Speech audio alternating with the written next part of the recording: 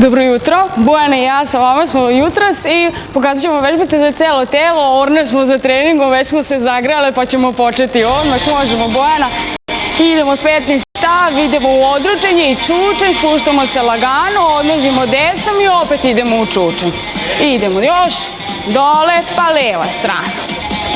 Idemo dalje, opet čučanj, zatim desno, odručenje, do horizontale, u ravni sa ramenom, idemo još jednom, čučanj, još u levu, sredina i posljednji, dobro, sad ćemo malo širi stav da zauzmemo, divergentno su nam postavljena stopala da bi radila unutrašnja loža, spuštamo se dole lagano i predručimo, da aktiviramo dakle i rameni pojas i unutrašnju ložu buta, izdah, idemo još, 4, leđa su naravno ravna, zategnut stomak, spuštamo se što niže, dozirajte sebi opterećenje, a isto tako i broj ponavljanja. Još jednom, pa ćemo nastaviti sa jednom drugom kombinacijom, isto su nam postavljena stopala, spuštamo se dole, predručimo, zasuk, vratimo i dole.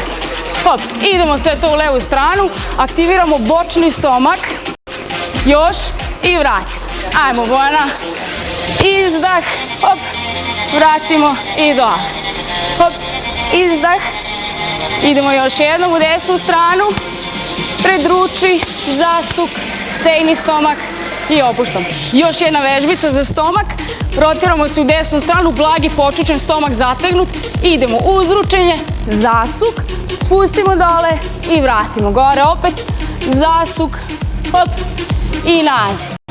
Izdah pri zasuku, spuštamo, stomak zategnut, opet kažem rade bočni stomačni mišići.